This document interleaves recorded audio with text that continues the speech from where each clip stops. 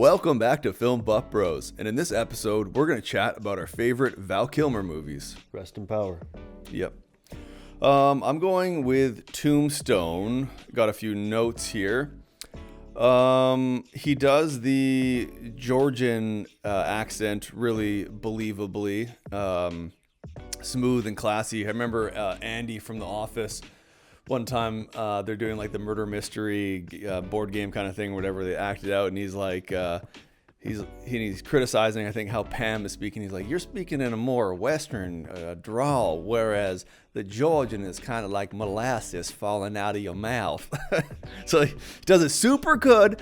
And I was watching Wyatt Earp the other day, where Dennis Quaid plays him, and he's doing it with like the drawl, no, with like the Western drawl, not like the southern kind of smooth, classy one. The character is written really well. There's lots of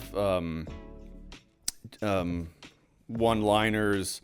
I remember one of the cowboys is asking him to play some, like Yankee Doodle, kind of like old-timey song.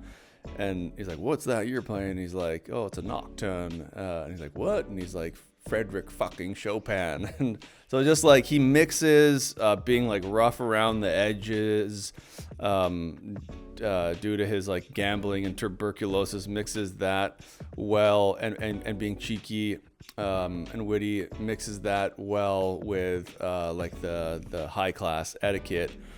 He's obviously the comic relief in the movie. Does it very well. High degree of etiquette and education. Cheeky. He's a character foil for Wyatt Earp and Johnny Ringo. Like him and Johnny Ringo, they both speak Latin. Like they're probably like the best like gunfighters. But whatchamacallit, Doc Holliday has a very high degree of etiquette, whereas Johnny Ringo's a psychopath. And Wyatt Earp, he's more of like the straight shooter, lawman kind of guy, whereas Doc Holliday is the gambler. So I like how they have the character foil there. It's really unique character. He's feeble yet unpredictably deadly. Like there's so much like contrast in the character. Plays a well-defined drunk really well, being well-defined, refined, and being a drunk. Another like contrast. What else did I write here? Oh yeah, versus Dennis Quaid.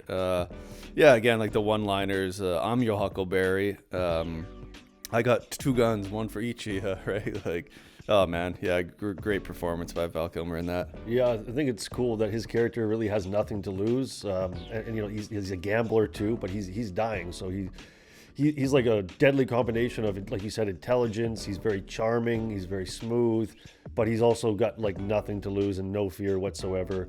And I remember hearing that like in the real OK Corral scene or whatever back in the day, the real thing. He said like the lines that they used were authentic. Like he's like, oh, I'm gonna kill you, or whatever. And he said like, you're a daisy if you do. Oh yeah, like so he really nailed that. I think Kilmer. What I like about Kilmer, He tends to like really immerse himself. He's a method actor, apparently stays in character on set, and he really dedicates himself to doing like honest portrayals of people. That's why I'm picking The Doors.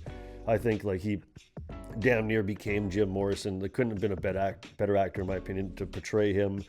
The movie is it's a trip. It's Oliver Stone behind the camera, so that it's got that natural born killers, Dutch angles, cutting from real footage. So it's paced well, it's shot well. And I think all the characters that played the rest of the band, Frank Wally and Kyle MacLachlan, those great actors. The film, I would say, like it doesn't have like the stakes or like the conflict. Like it's like he's just losing his mind, and he may quit the band. What ends up happening, obviously, if you've seen the film, you know that he dies. But the stakes, it's more like a musical. Like rewatching it, I was like, there's so much music in it, which I like that. But it's basically him just on a downward spiral, turning on his friends and fame, and it kind of ends a little abruptly. It's just, but also I just think like Kilmer, he sung those songs in that film, like he was singing that. And you can tell like the band knows how to play. Like apparently Kyle MacLachlan learned the organ, and these guys like really dedicated themselves to it.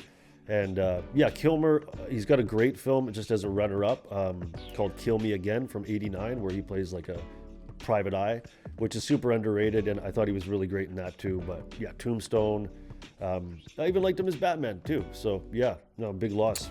Funny in Kiss Kiss Bang Bang. That's another one I really liked him in. And there was another one that I was thinking, The Saint. But there's one that, well, I like The Doors too. The Doors was my introduction to like the 60s counterculture, hippie, flower power stuff, which, you know, as a teenager, you know, that's really appealing, just like the rebel kind of thing that was going on with him. And his dad was like in the military, and I think then became a teacher, and that's why he like really got into poetry at first. His dad was way high up. I realized he was a rear admiral in the Navy, which is three ranks beyond the main guy who runs the entire Navy. It's like the general. Wow. Yeah, so his dad was way up.